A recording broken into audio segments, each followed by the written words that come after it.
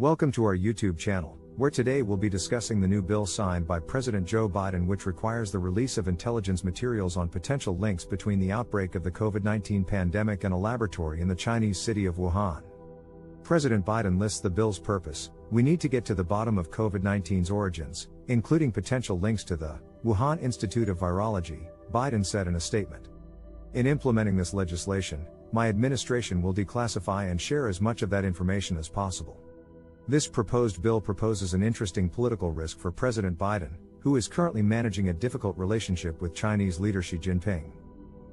Beijing has firmly rejected any speculation of a potential leak from the Wuhan laboratory that may have caused the global pandemic of COVID-19 we've seen in the past year. However, this bill has become a rallying point for Biden's Republican opponents.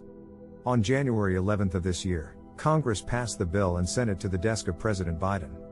As the COVID-19 pandemic has pointed out, with over 7 million deaths worldwide, 1 million of those occurring in the United States, the term global pandemic isn't to be taken lightly.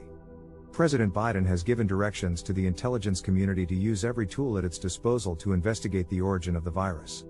Investigations of this kind are still ongoing, though the official aim of the bill is to release as much as possible without causing harm to national security. While divisions remain among health officials and the U.S. intelligence community on whether the coronavirus spread randomly to humans from an infected animal or leaked during research undertaken at the Wuhan Institute of Virology, it's interesting to note the varying opinions of various agencies.